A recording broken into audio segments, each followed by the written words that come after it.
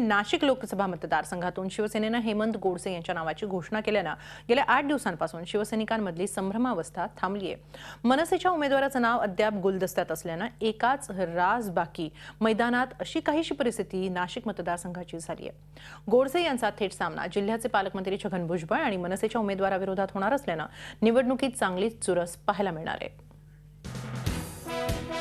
नाशिकमध्ये शिवसेनेने हेमंत गोडसे यांची उमेदवारी जाहीर करताच त्यांचं असं जोरदार स्वागत करण्यात आलं। मागच्या लोकसभा निवडणुकीत मनसेकडून निवडणूक लढवणाऱ्या गोडसेंचा थोडक्यात पराभव झाला होता।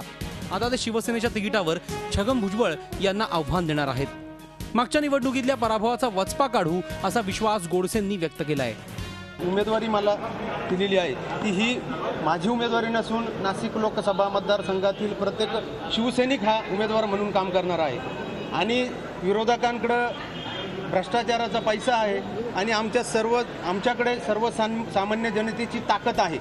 हेमंत गोडसेंना ही निवडणूक सोपी नाही असं राजकीय विश्लेषकांचं मत आहे। भुजबळ यांच्या नावाचा प्रभाव सातत्याने आरोप होत असले तरी त्यांनी दृश्य स्वरूपात केलेला जिल्ह्याचा विकास दुर्लक्षित करता येणार नाही। मागच्या लोकसभा निवडणुकीत जात फॅक्टरचा फायदा गोडसेंना झाला होता, मात्र आता भुजबळ यांच्या विरोधात हेमंत गोडसे, बसपचे दिनकर पाटील आणि मनसेचे संभाव्य उमेदवार म्हणून बघितले जाणारे प्रदीप पवार असे 3 उमेदवार असल्याने मराठा मतांचं विभाजन होणार हे निश्चित।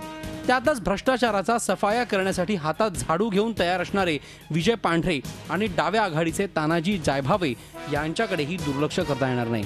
लोकसभेसारख्या एवढ्या मोठ्या आवाक्याची निवडणूक आणि त्यात पुन्हा भुजबळांसारखाच किंबहुना छगन भुजबळांसारखा तगडा प्रतिस्पर्धी एवढं सगळं आव्हान असताना लागोपाठ दोनदा स्वतःची पण उमेद टिकवून ठेवणं भुजबळांसारख्या तगड्या प्रतिस्पर्धेविरोधात आणि तेही 2 वेगवेगळ्या पक्षांकडून ती निवडणूक लढवणं, तर याच्यासाठी त्यांच्या उमेदीला खऱ्या अर्थाने दाद द्यायला लागेल। गेल्या निवडणुकीत मनसेत असलेले हेमंत गोडसे यांनी यंदा धनुष्यबाण हाती घेतलाय।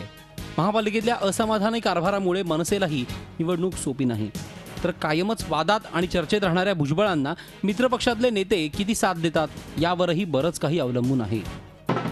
शिवसेना उमेदवाराच्या स्वागतासाठी वाजवण्यात येणारे हे ढोल ताशे मतमोजणीनंतर कोणाच्या दारासमोर वाजणार हे सांगणं आता अवघड असलं तरी पंचरंगी निवडणुकीमध्ये नाशिकचं राजकारण तापून निघणार आणि निवडणुका अधिकच चुरशीच्या आणि रंजक होणार यात मात्र शंका नाही। व्हिडिओ जर्नलिस्ट लोकेश माईसह मुकुल कुलकर्णी, झी मीडिया, नाशिक। झी 24 तास रहा एक पाऊल पुढे।